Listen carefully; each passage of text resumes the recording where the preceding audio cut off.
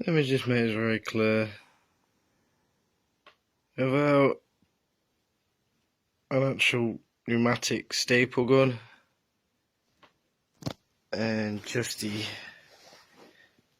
handheld ones, these are a nightmare to do. But we've only got somewhere. I need a bit more tying up, a bit more to put it's on.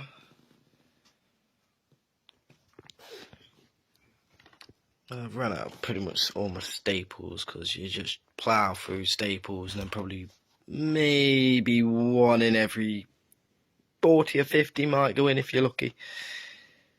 But there you go, I've probably just got a really bad stapler, but yeah, not bad. It's my first time, I'll say not bad at all. I'll take it out for a spin.